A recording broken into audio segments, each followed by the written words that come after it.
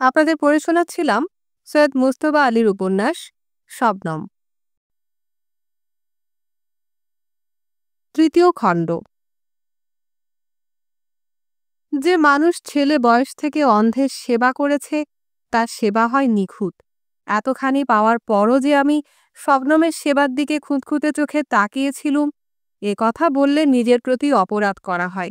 আমি দেখেছিলুম, অনুভব করেছিলুম তার সেবা নৈপুণ্য। আর্টিস্টের মডেল যেরকম ছবিটি যেমন যেমন এগোয় তাকে মাঝে মধ্যে সন্তুষ্ট নয়নে দেখে যায়।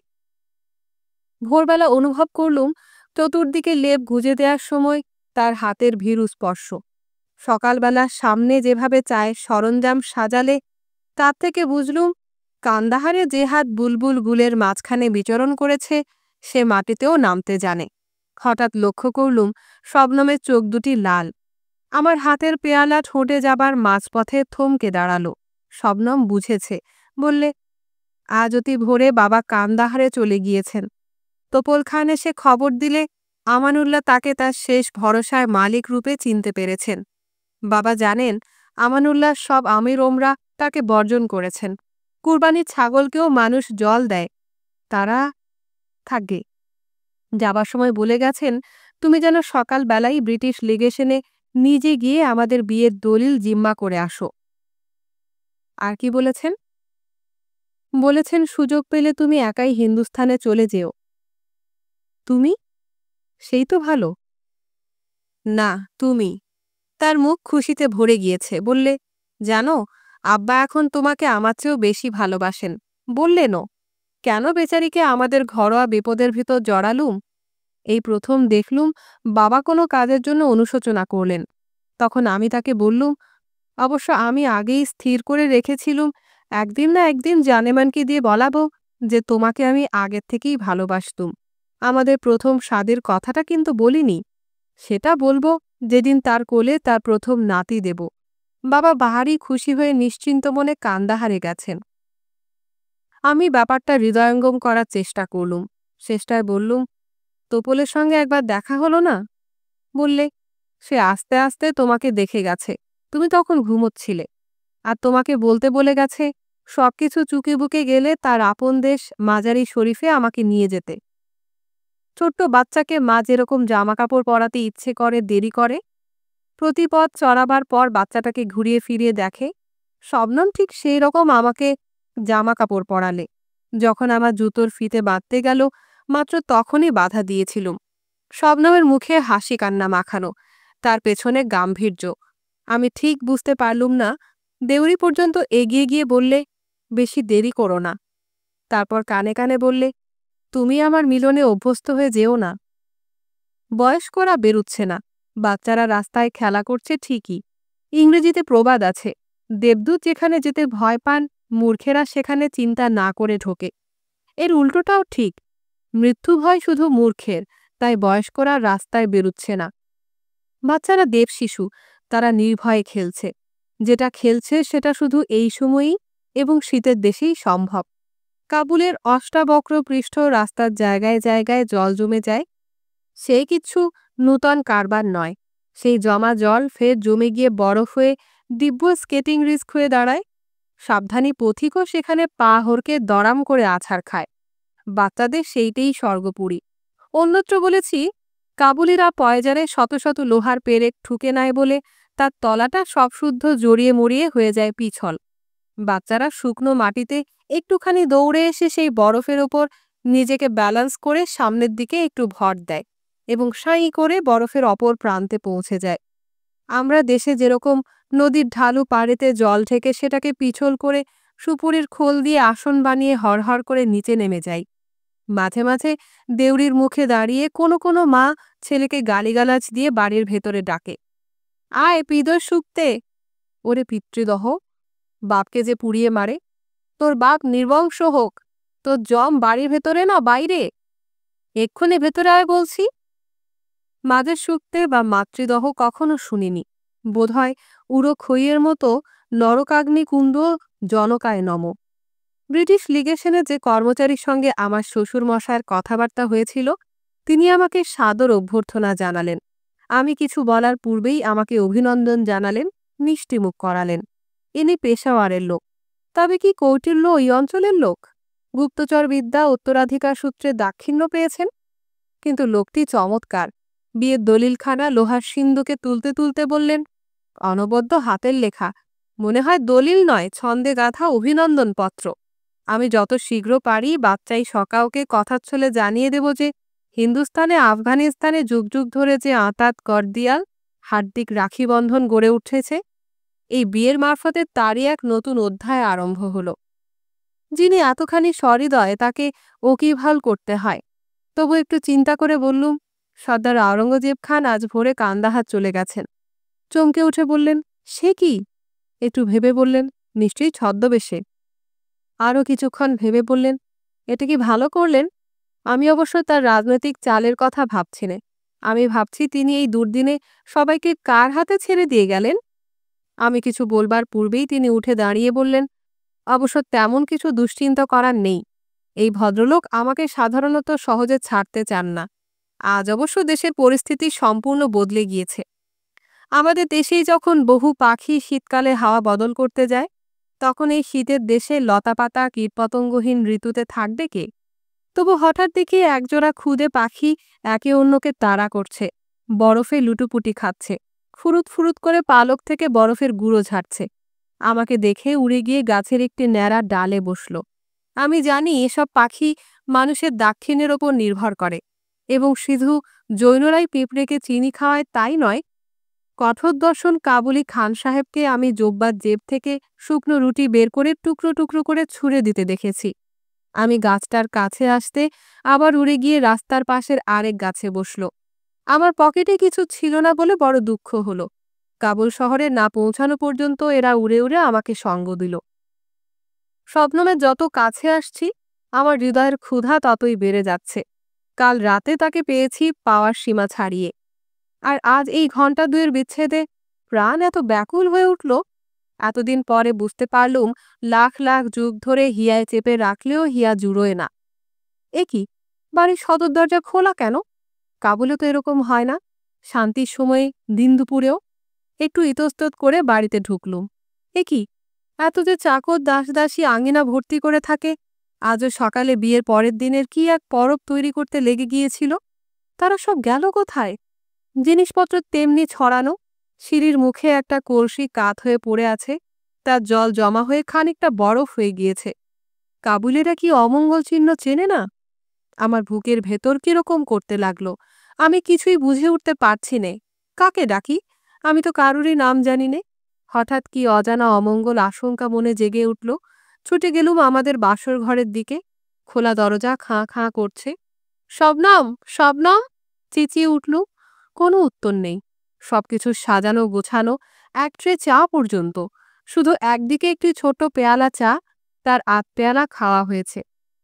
এ ঘর ও ঘর সব ঘর খাঁ খাঁ করছে। সেই পাগলের মতো ছুটোছুটির ভেতর একই ঘরে কবার এসেছি বলতে পারবো না।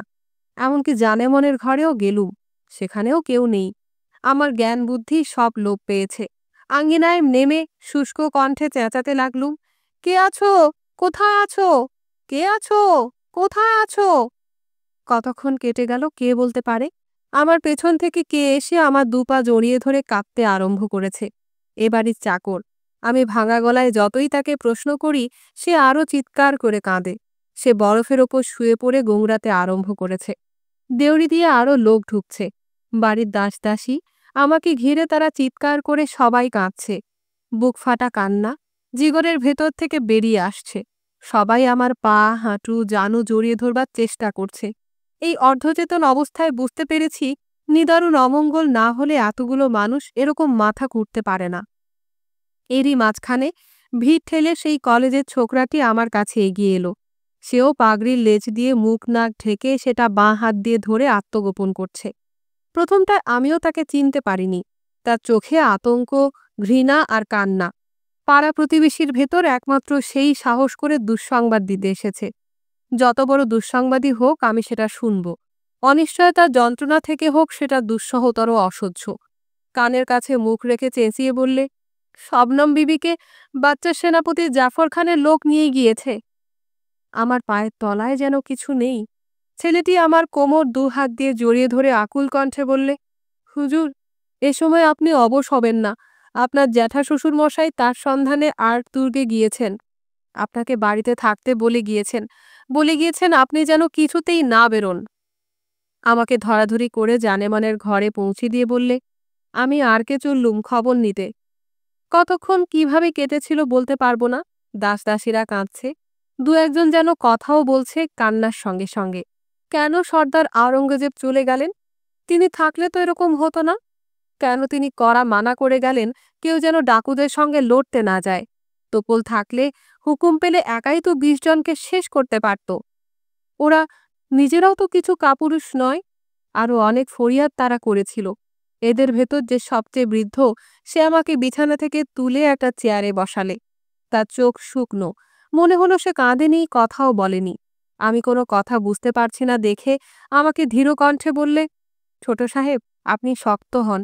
আপনি এবারে জোয়ান মালিক। আপনি ভেঙে পড়লে এই এতগুলো লোক পাগল হয়ে কি যে করবে ঠিক নেই। এরা প্রথমটায় প্রাণের ভয়ে প্রতিবেশীদের বাড়িতে লুকিয়েছিল, এখন আবার খেপে গিয়ে কি করবে বলা যায় না। বাচ্চার ডাকুরা লুটপাট করেনি, কিন্তু এখন আর সবাই আসবে বাড়ি লুট করতে। আমি কিছুই বলিনি। এ বাড়িটা রক্ষা করাই আমার জীবনের একমাত্র উদ্দেশ্য। আমাকে চুপ করে থাকতে দেখে বললে, দেখুন হুজুর, এ বাড়ির কত সম্মান, কত বড় ইজ্জত। সর্দার আওরঙ্গজেব পরিবারের বাস্তুভিটে না হয়ে আর কারো হলে এতক্ষণে পাড়া প্রতিবেশীরাই এ বাড়ির দোর জানলা পর্যন্ত লুট করে নিয়ে যেত। আমি তখনও কোনো সাড়া দিচ্ছি না দেখে হতাশ কণ্ঠে বললে, এই যে এতগুলো লোক, এদের জীবন মরণ আপনার হাতে।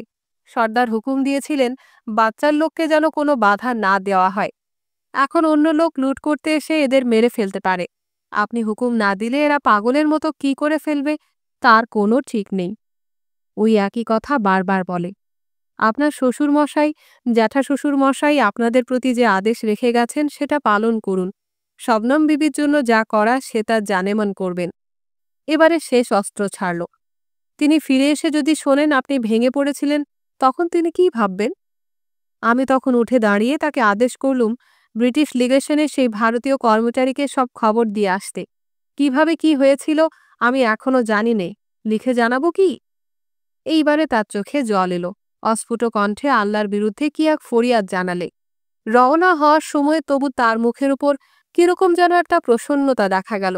বোধহয় ভেবেছে তবু শেষটায় বাড়ির কর্ণধার পাওয়া গেল। হায় রে কর্ণধার! একজনকে আদেশ দিতে বাকিরা কি জানি কি ভেবে অন্ধভাবে কি যেন অনুভব করে চলে গেল।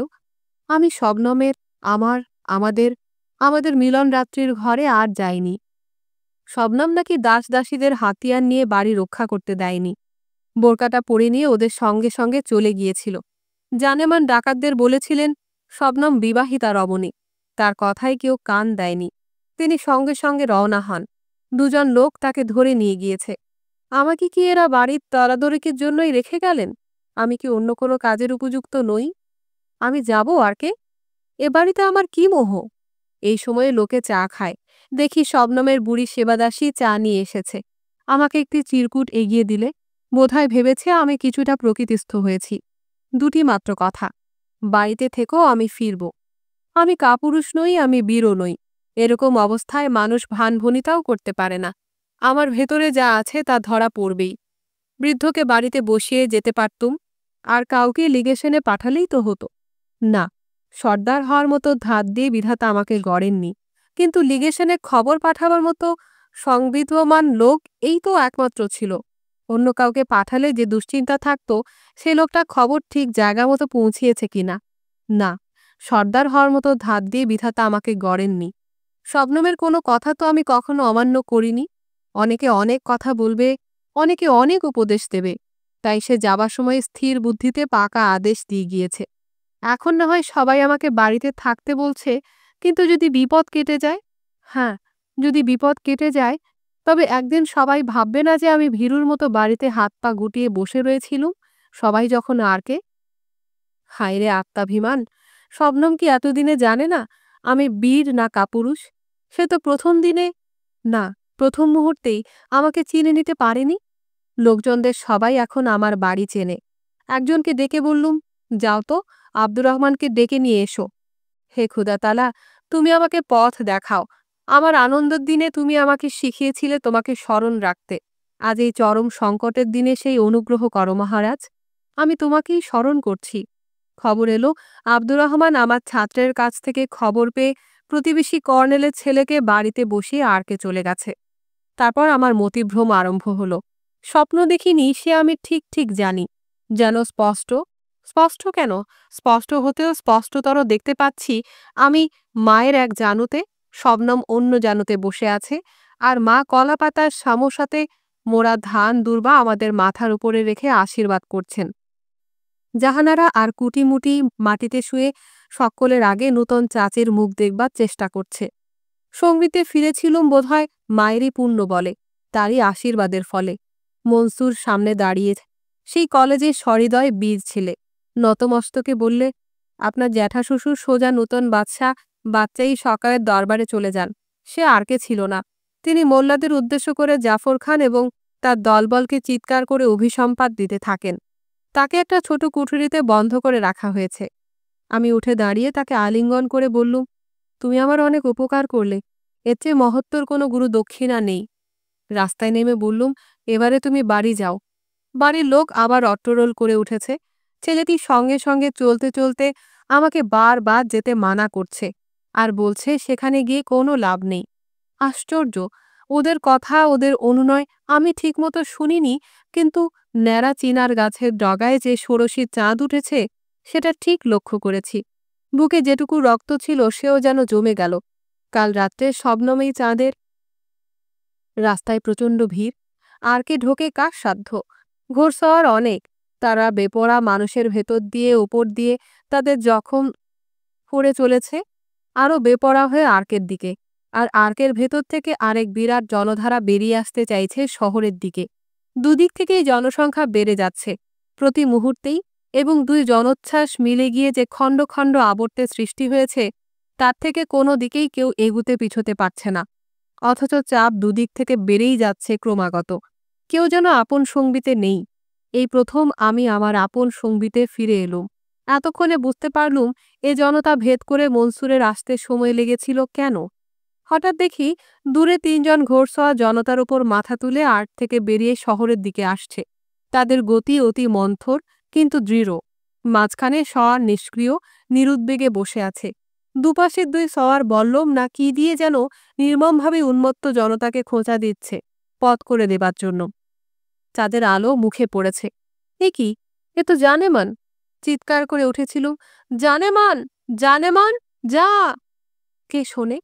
আমার শরীরে হাতির বল থাকলেও আমি তার দিকে এগুতে পারতুম না। জনতরঙ্গের যে সামান্যতম গতিবেগ সে আমাকে নিয়ে চলেছে বড় রাস্তার দিকে।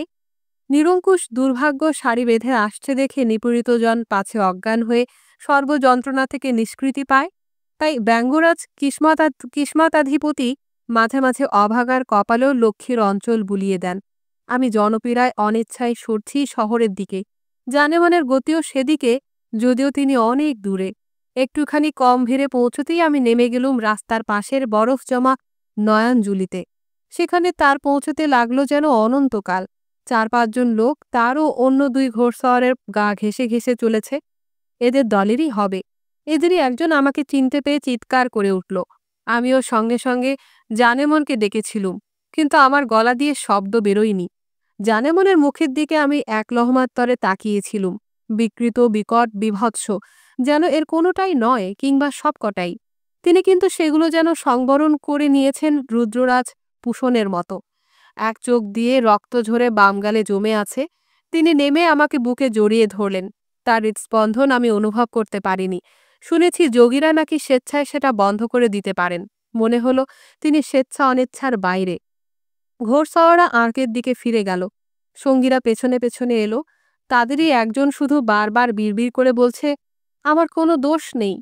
জানেমান আমাকে হাতে ধরে নিয়ে যেভাবে দৃঢ়পদে চলেছেন তাতে আমাকেই জ্যোতিহীন বলে মনে হবে। তিনি কোনো কথা বলছিলেন না, তবু বুঝলুম তিনি আমাদের কর্তব্য স্থির করে ফেলেছেন। মাঝে মাঝে শুধু আমার ডান হাতখানা তার বুকের উপর চেপে ধরছিলেন। আমার অশান্ত ভাব দেখে শেষটায় বললেন, শবনম আরকে নেই, তার সন্ধান পাওয়া যাচ্ছে না। বাড়িতে ঢুকলে আমার কান্নার রোল পড়ল। শবনমের বাড়ি ফেরার ক্ষীণতম আশাটুকুও আমাদের গেল। সেই বৃদ্ধ লিগেশন থেকে ফিরে এসেছে। জানেমান বললেন, বাছা, এবার নামাজের সময় হয়েছে, তুমি ইমাম হও। বয়োজ্যেষ্ঠ সচরাচর নামাজের ইমাম অধিপতি হন, বিকলাঙ্গ হন না। আমি আপত্তি জানাতে তিনি উত্তর না দিয়ে শুধু বললেন, আর নামাজের শেষে দোয়া মাংবার সময় কোনো কিছু চেয়েও না, ওর যা প্রাপ্য তাকে তাই দেব। আল্লাহর ওপর অভিমান। মনসুরের কাছে সব শুনলুম। বাচ্চাই সকাও আর কে ছিল না। জানেমন যখন সেখানে পৌঁছান, বাচ্চার খাস কামরার দিকে তিনি রওনা হলে কেউ বাধা দেয়নি। মনসুর বললে, আপনি জানেন না হুজুর, এদেশের লোক বড় সাহেবকে কি সম্মানের চোখে দেখে। শুধু কি বাচ্চার জন্মভূমি, ময়মনা, হীরাত, মজার, বদকশান সর্বত্রই জানে তিনি সুফি, তিনি আল্লাহর সঙ্গে কথা বলতে পারেন। ডাকাতদের ভেতরও জাফর খান কি সহজে অত ঘোরতম পাষণ্ড খুঁজে পেয়েছিল যারা শবনম বিবিকে ধরে? ঢোক গিলে বললে, আমি বলছি নিয়ে যেতে। এবং তারাও কি শেষ পর্যন্ত বাঁচবে? বড় সাহেব বাচ্চার খাস কামরার শব্দ শুনে বুঝলেন মোল্লারা সেখানে জমায়েত। এরা কাবুল শহরের সবচেয়ে অপদার্থ। আমানুল্লাহর আমলে এরা প্রায় ভিক্ষা করে জিন্দিগি চালাচ্ছিল। এদের কোন গোসাই বড় সাহেবের নুন নেমক খায়নি? তিনি তো দানের সময় পাত্রপত্র বিচার করেন না। বড় সাহেব সেখানে দাঁড়িয়ে বাচ্চাকে অভিসম্পাত করতে লাগলেন। সে আমি আপনাকে বলতে পারবো না হুজুর, এত গালিগালার চিৎকার চেঁচামেচি নয়। তিনি শান্ত, দৃঢ় উচ্চকণ্ঠে যেন আল্লাহর হয়ে পৃথিবীর সর্বনরাধম পশুকে তাদের জন্য ভবিষ্যৎবাণী করে যাচ্ছিলেন। হঠাৎ তার বন্ধ চোখ ফেটে রক্ত বেরোল। আমার শোনা কথা, যৌবনে চোখের অপারেশন প্রায় শুকিয়ে গিয়ে জ্যোতি ফিরে পাবার মুখে তার গলায় কি আটকে গিয়ে তিনি বিষম খান। তখন ব্যান্ডেজের ওপর দিয়ে রক্ত বেরিয়ে আসে, সেই হয় সর্বনাশ। আজ আমি দেখি কোনো কিছু না, হঠাৎ বন্ধ চোখ দিয়ে রক্ত বেরুচ্ছে। পাপ পুণ্যের কি জানি হুজুর, আপনার কাছেই তো শিখছি। জানি কুমারী, বিধবা কোনো অবলাকে ধরে নিয়ে যাওয়া পাপ। আর ইনি তো বিবাহিতা রমণী। মোল্লারা, ওই অপদার্থ মোল্লারা। আমি ক্ষীণ কণ্ঠে বললুম, সব মোল্লাই কি? বললে, সে আমি জানি নে হুজুর, আপনিও তো একদিন ক্লাসে নিজেকে মোল্লা বংশের ছেলে বলে পরিচয় দিয়েছিলেন। আমিও মোল্লা, মোল্লার বেশে ওইখানে গিয়েছিলুম বলে। সেই মোল্লাদের প্রবীণ যিনি, তার আদেশে বড় সাহেবকে একটা কুঠুরিতে নিয়ে বন্ধ করে রাখা হলো। তাকে নিয়ে যাওয়ার পর সে বললে, কি বলতে কি বলে ফেলবেন ইনি, হাজার হোক নূতন বাদশাকে চটিয়ে লাভ কি? হয়তো এরা সত্যই আমাদের সাহায্য করতে চেয়েছিল। ফর্সার লোকও ভয় পাংশু হয়ে নির্লজ্জ লজ্জা পায়। সেসব কথা থাক। সন্ধ্যার দিকে হঠাৎ খবর এলো, কি করে কোথা থেকে জানি নে শবনম বিবি জাফর খানকে গুলি করে মেরে ফেলেছেন। হুজুর, আপনি শক্ত হন। আর জাফরের যে দেহরক্ষী শবনম বিবিকে বন্দিখানায় নিয়ে যাচ্ছিল, সেও শবনম বিবি, দুজনেই অন্তর্ধান করেছেন। আমি বেরোবার জন্য তৈরি ছিলুম। বললুম, বৎস, তুমি আমার অনেক উপকার করেছ, এখন তোমাকে বাড়ি পৌঁছে দিয়ে আমি সন্ধানে বেরুই। সে বললে, আপনি সব কথা শুনে নিন, বড় সাহেব সেই হুকুম করেছেন। যে রক্ষী শবনম বিবিকে নিয়ে যাচ্ছিল, সে এখন বড় সাহেবের পা ধরে কাঁপছে। তাকে ডাকবো না আমি বলবো, আদেশ করুন। আমি কিছুই হৃদয়ঙ্গম করতে পারছি নে। বললে, ওর বাপদাদা সাহেবদের নুন খেয়েছে কান্দাহারে, সে ডাকাত হয়ে বাচ্চার দলে ভিড়েছে। সে যা বলেছে তার মূল কথা, শবনম বিবিকে প্রথমটায় একটা কুঠুরিতে বন্ধ করে রাখা হয়। সন্ধ্যার দিকে জাফর তাকে ডেকে পাঠায়। জাফর সে ঘরে একা ছিল। ভেতরে কি হয়েছিল কেউ বলতে পারবে না, একমাত্র শবনম বিবি ছাড়া। হঠাৎ একটিমাত্র গুলি ছোড়ার শব্দ হলো।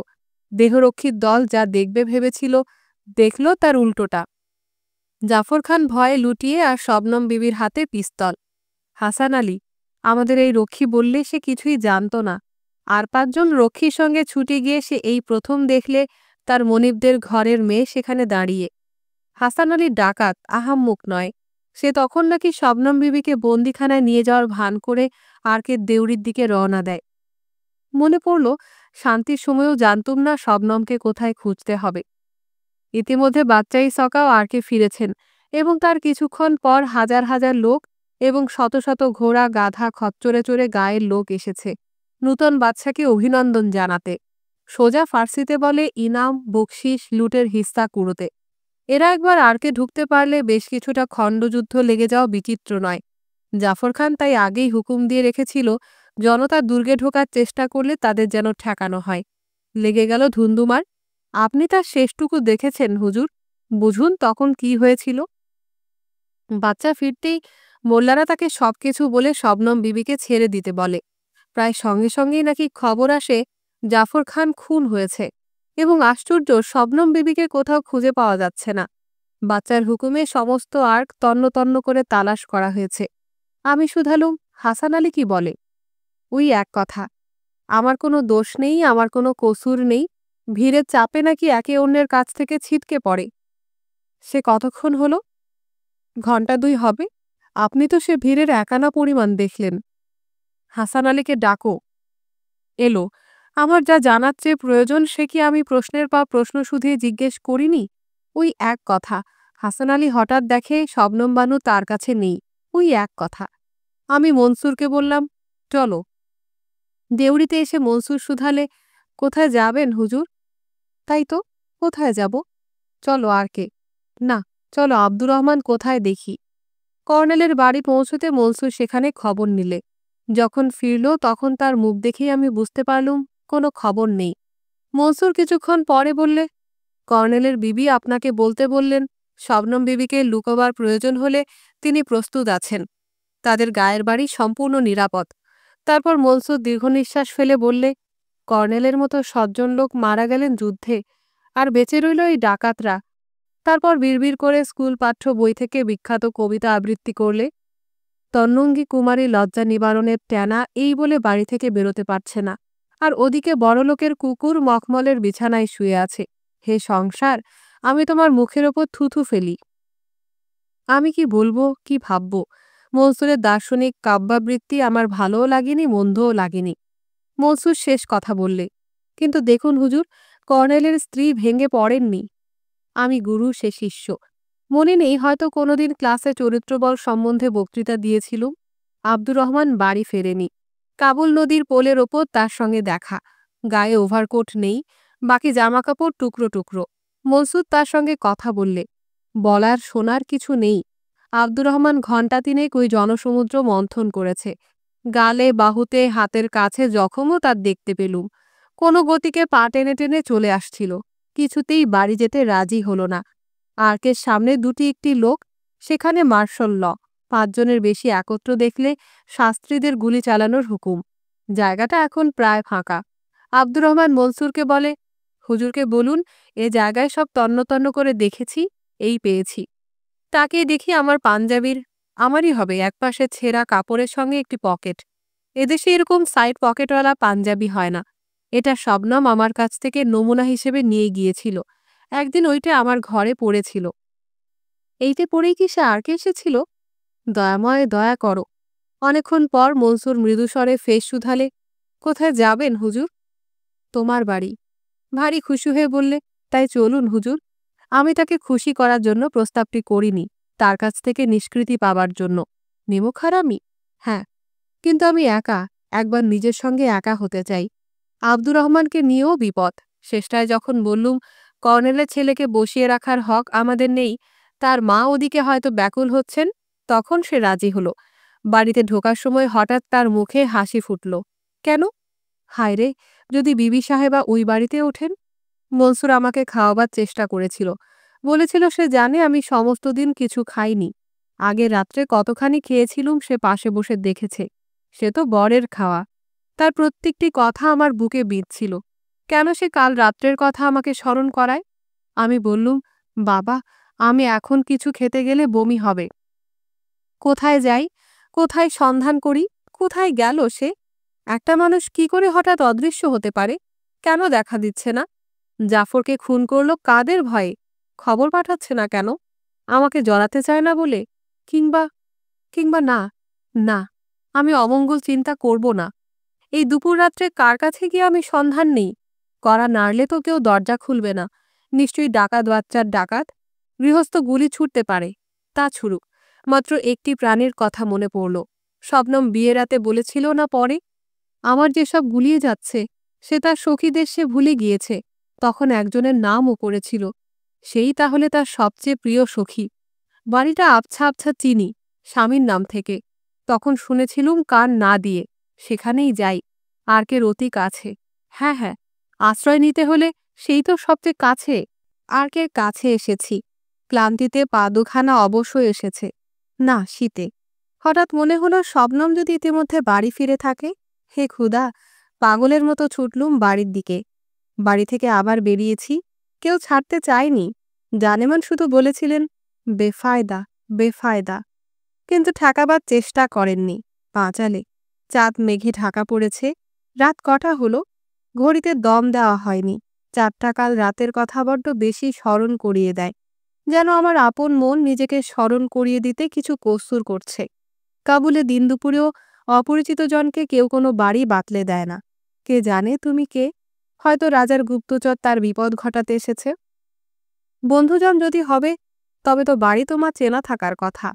এ রাজা আবার ডাকু, বেধড়ক লুটপাট হচ্ছে। তার উপর রাত দুপুর ৩টেও হতে পারে। তবু বাড়ি খুঁজে পেয়েছিলুম, দরজাও খুলেছিল। শবনমের নববর গভীর রাতে নিজের থেকে এসেছে, যার সঙ্গে কোনো চেনাশোনা নেই। আনন্দোল্লাস হওয়া স্বাভাবিক, কিন্তু এরা আর সব খবর ইতিমধ্যেই পেয়ে গিয়েছে। শোকে আনন্দে মিশিয়ে তারা আমাকে যা অভ্যর্থনা জানিয়েছিল, সেরকম ধারা অপরিচিতের বাড়িতে কেউ কখনো পায় আমি কল্পনাই করতে পারিনি। মুরব্বীরা কেমন যেন অপরাধীর মতো ম্লান হাসি হেসে আমাদের একা রেখে চলে গেলেন। সখীর স্বামী বয়সে কম হলেও বিচক্ষণী লোক। আমাকে সখী গুলবদন বানুর কাছে বসিয়ে কি একটা অছিলা করে উঠে গেলেন। সম্পূর্ণ অপরিচিত আমি, শাস্ত্রে নিশ্চয়ই বারণ, তবু সে আমাকে একা পাওয়া মাত্রই আমার হাত দুখানা নিজের হাতে তুলে চোখে ঠেকিয়ে ভিজিয়ে দিয়েছিল। আমাদের নিয়ে সে কত সুখ স্বপ্ন দেখেছিল, সে কথা বলতে বলতে বারবার তার গলা বন্ধ হয়ে যাচ্ছিল, আর কখনো বা হাউ হাউ করে কেঁদে উঠেছিল। কোথায় যেতে পারে? তাকে কে না স্থান দেবে? কিন্তু আমার বাড়িতে না এসে সে অন্য কার বাড়িতে যাবে? আমার শ্বশুর তার জ্যাঠার বিশেষ বন্ধু।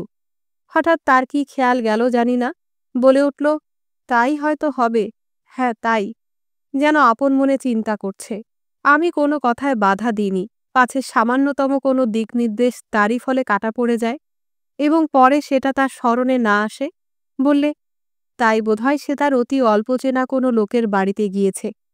একসঙ্গে দুজনাতে বলে উঠলুম, তাহলে খোঁজ নেব কোথায়? গুলবদন বানুর শোক, দুশ্চিন্তা, উদ্বেগের গভীরতা আমার ভাগ্য নিপীড়নের কাছে এসে দাঁড়ালো যেন একাত্ম দেহ সখার মতো। এ তো সান্ত্বনা নয়, প্রবোধবাণী নয়, এ যেন আমার হয়ে আরেকজন আমার সমস্ত দুর্ভাবনা আপন কাঁধে তুলে নিয়ে দূর দূরান্তে তাকিয়ে দেখছে, কোথায় গিয়ে সে ভার নামানো যায়। কিন্তু খবর পাঠাচ্ছে না কেন? ধরা পড়ার ভয়ে? সুযোগ পায়নি বলে? কেউ তাকে আটকে রেখে সুযোগ দিচ্ছে না বলে? আপন মনে গুলবদন বানু কথা বলে যাচ্ছে, আর মাঝে মাঝে আমার হাত দুখানা আপন হাতে তুলে নিচ্ছে। এই আমাদের প্রথম দর্শন, আর শবনম কাছে নেই। এবার সে কেঁদে ফেললে। তার স্বামী আপন হাতে খুঞ্চায় করে রুটি গোস্ত নিয়ে এসেছেন। চাকরের মতো হাত ধোবার জামবাটি ধারা যন্ত্র নিয়ে এলেন তারপর। স্ত্রীর দিকে তাকিয়ে বললেন, তুমি ওকে শান্ত করবে, না তুমি ভেঙে পড়ছ? অতি শান্ত কণ্ঠে কোনো অনুযোগ না করে আমি বললুম, আমার বমি হয়ে যাবে। সেই কণ্ঠেই বললে, তা যাক, যেটুকু পেটে রইবে সেটুকুই কাজে লাগবে। পাশে বসে বাঁ হাত দিয়ে পিঠে হাত বুলাতে বুলাতে ডান হাতে দিয়ে খাবার মুখে তুলে দিয়েছিলেন। গুলবদন সামনে বসে হাঁটু গেড়ে খাড়া গোড়ালির ওপর বসে সামনে তোয়ালে ধরে দাসীর মতো সেবার অপেক্ষা করছিল।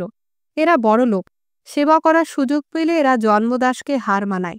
আমি বললুম, এবার উঠি, আমার সব শোনা হয়ে গিয়েছে। ইতিমধ্যে গুলবদন বানু জানুর ওপরে কাগজ রেখে পরিষ্কার গোটা গোটা অক্ষরে শবনমের সম্ভব অসম্ভব সব পরিচিতদেরকে ফিরিস্তি তৈরি করেছেন। স্বামী মাঝে মাঝে তাকে সাহায্য করলেন। গুলবদন বারবার আমাকে বললে, তোমাকে কিছু করতে হবে না, এসব জায়গায় আমার শওহর অর্থাৎ আমার স্বামী যাবেন। তার স্বামী স্বল্পভাষী, বললেন, এ বাড়িতে আমার কোনো কাজ নেই, আমি ছোট ছেলে, আপনাকে কথা দিচ্ছি আমার কোনো ত্রুটি হবে না।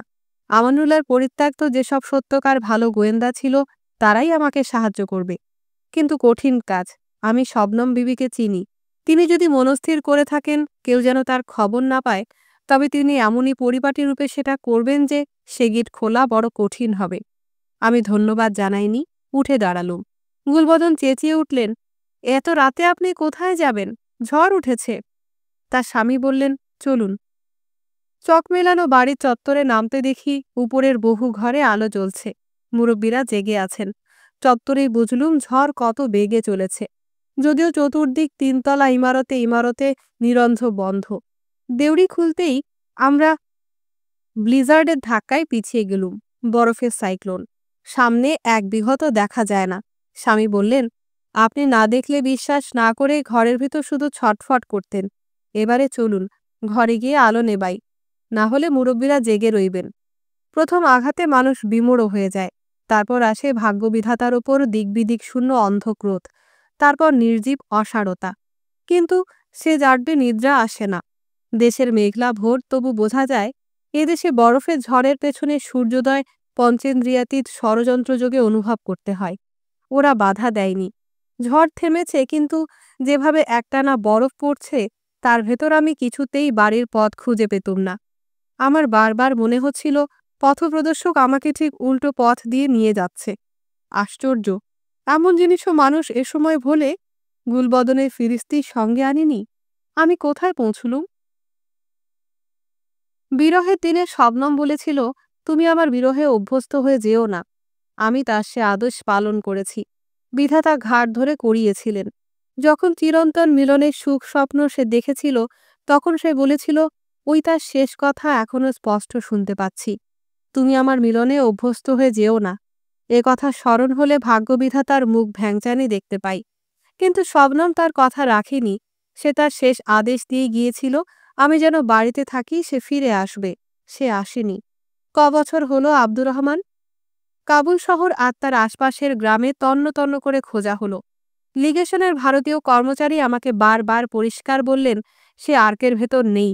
আমাকে সন্তুষ্ট করার জন্য তার গুপ্তচর তিনি সঙ্গে এনেছিলেন।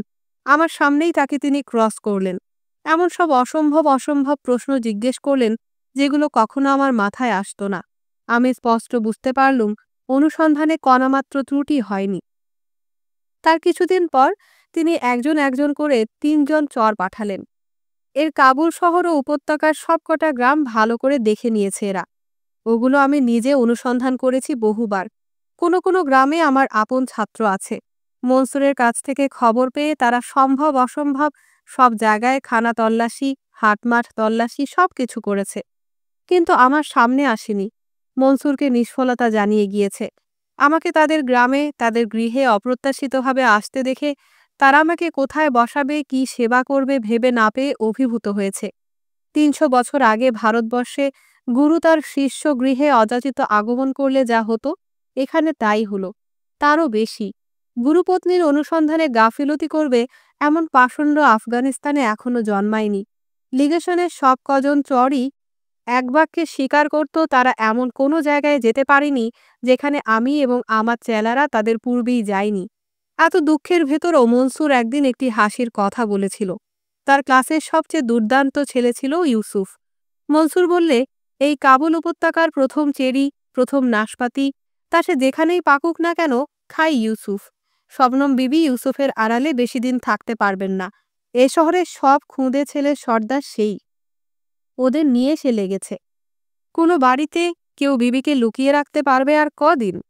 আমি শুধালুম, আর সবাই আমাকে দেখতে এলো, সে এলো না? সে বলেছে, খবর না নিয়ে সে আপনার সঙ্গে দেখা করবে না।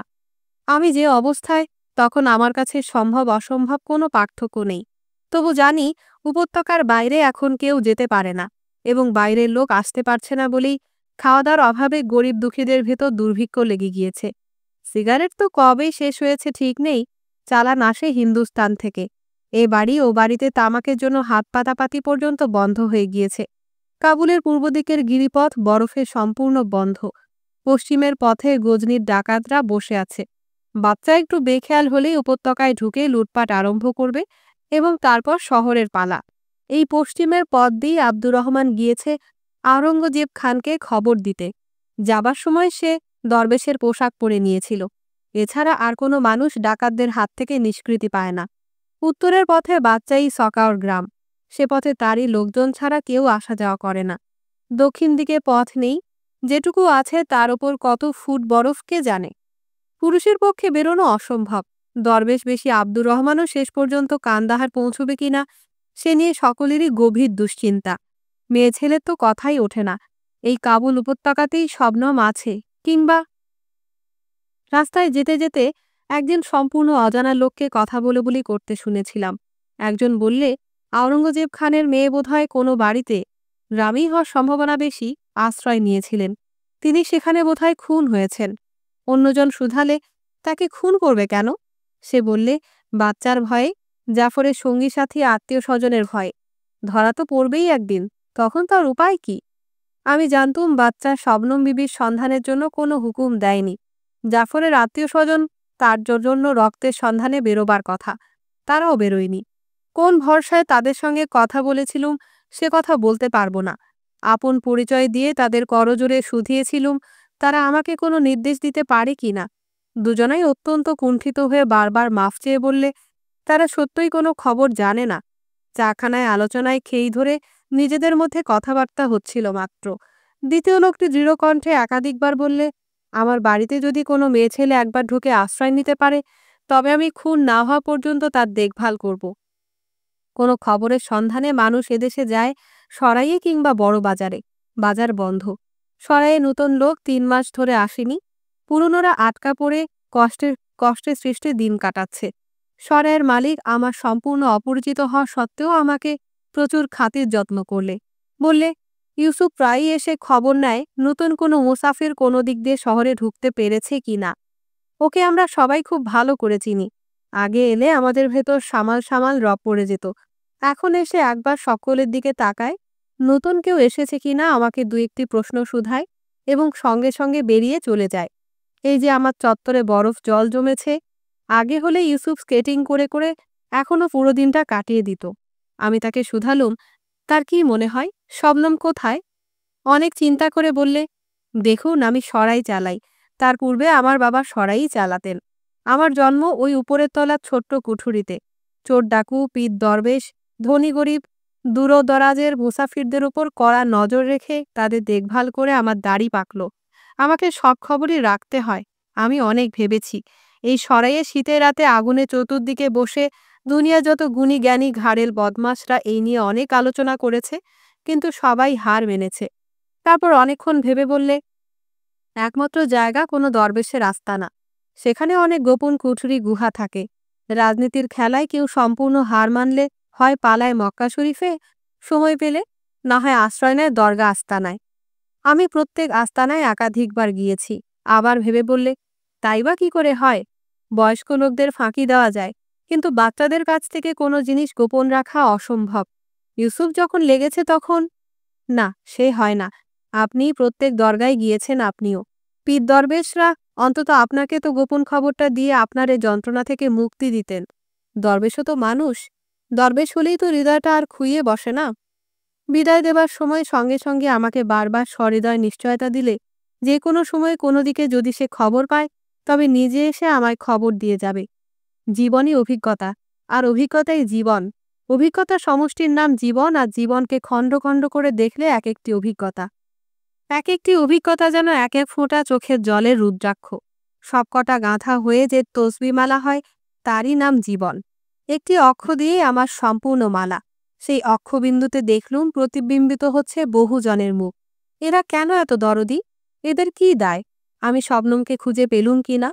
আল্লাহ আমাকে মারছেন, তাই দেখে তো ভয় পেয়ে এদের উচিত আমার সঙ্গ বর্জন করা। কই, তারা তো তা করছে না। হ্যাঁ, হ্যাঁ, মনে পড়ল এদের এই অঞ্চলের একটি কাহিনী। বাচ্চারা পেয়েছে বাদাম, ভাগাভাগি নিয়ে লেগেছে ঝগড়া। পণ্ডিত নসরুদ্দিন খোঁজা প্রাকৃতিক সৌন্দর্য নিরীক্ষণ করতে করতে আল্লাহর প্রশংসাধ্বনি হামদ উচ্চারণ করছিলেন। ছেলেরা তাকে মধ্যস্থ মানলে ভাগ বখরা করে দেবার জন্য। তিনি হেসে শুধালেন, আল্লাহ যেভাবে ভাগ করে দেয় সেইভাবে, না মানুষের মতো ভাগ করে দেব? বাচ্চারাও, কিংবা বলবো বাচ্চারাই আল্লাহর গুণ মানে বেশি, সমস্বরে বললে আল্লাহর মতো। খোঁজা কাউকে দিলেন 5টা, কাউকে 2টো, কাউকে 1টাও না। বাচ্চারা অবাক হয়ে শুধালে, এ কি, একে কি ভাগ করা বলে? খোঁজা গম্ভীর হয়ে বললেন, চতুর্দিকে তাকিয়ে দেখো আল্লাহ মানুষকে কোনো কিছু সমান সমান দিয়েছেন কি না। সেরকম সমান ভাগাভাগি শুধু মানুষই করে। তাই বুঝি করুণাময় আমার প্রতি অকরুণ হয়েছে দেখে মানুষ সেটা সহানুভূতি দিয়ে পুষিয়ে দিতে চায়। তাই বুঝি তিনি যখন বিধবার একমাত্র শিশুকে কেড়ে নেন, তখন স্বপ্নদেবী তাকে বারবার মা জননীর কোলে তুলে দেন। তাই বুঝি সৃষ্টিকর্তা তার সৃষ্টিতে বারবার অসম্পূর্ণতা রেখে দেন, মানুষ যাতে করে সেটাকে পরিপূর্ণ করে তুলে ধরতে পারে। কিন্তু আমার গুরু, আমার একমাত্র সাহেব মুহাম্মদ সাহেব, যে বারবার বলেছেন তিনি আল্লাহর পরিপূর্ণতার প্রতি প্রতি মুহূর্তে অনুভব করেন, শঙ্কর যে বলেন তিনি পরিপূর্ণ সত্য, অন্য সব মিথ্যা, তার কি? আমার এই দুঃসহ বিরহ ভার আর অসহ্য অনিশ্চয়তা? মিথ্যা, মানলুম। কিন্তু এই যে এতগুলো লোকের অন্তরের দরদ, তাদের কথায় ভাষায়, তাদের চোখের জলে টলমল করছে, মিথ্যা, মানি নে। আল্লাহ যদি তার পরিপূর্ণতা কোনো জায়গায় প্রকাশ করে থাকেন, তবে সেটা দরদি হৃদয়ে। সৃষ্টির সঙ্গেকার সেই প্রাচীন কথা আজ কি আমাকে নতুন করে বলতে হবে? বরঞ্চ আল্লাহর মসজিদ ভেঙে ফেলো, কিন্তু মানুষের হৃদয় ভেঙো না। সঙ্গে সঙ্গে মনে পড়ল বাসরাতে লাইলি মজনু কাহিনী শেষ করেছিল শবনম ওই কথা বলে। পরমেশ্বর এই সংসারে স্বপ্রকাশ হয়েছেন একটি মাত্র রূপে, সে প্রেম স্বরূপ। আচ্ছন্নের মতো বাড়ি ফিরেছিলুম। জানেমনের ঘরে শবনমের সখী। তিনি বললেন, সেই ভালো, ওকে নিয়ে যাও সুফি সাহেবের কাছে। পাগলকে মানুষ নিয়ে যায় সাধু সন্তদের কাছে। আমি কি পাগল হয়ে গিয়েছি? সখীর বর সঙ্গে চললেন। সখী অনুযোগের সুরে বললে, কোথায়? না তুমি জ্যোতিহীন বৃদ্ধ চাচা শ্বশুরের সেবা করবে, না তিনি তোমার চিন্তায় ব্যাকুল? স্বামী বললে, থাক না এসব কথা। এই প্রথম একটি লোক পেলুম যিনি আমাদের কথা কিছুই জানেন না।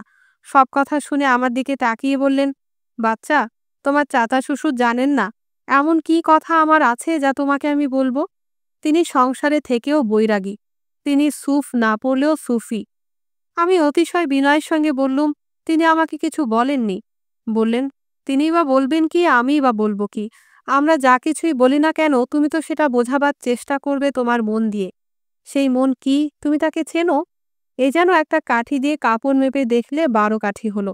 যদি সেই কাঠিটা কতখানি লম্বা সেটা তোমার জানা না থাকে, তবে কাপড় মেপে 12 বার না 22 বার জেনে তো লাভ হলো না।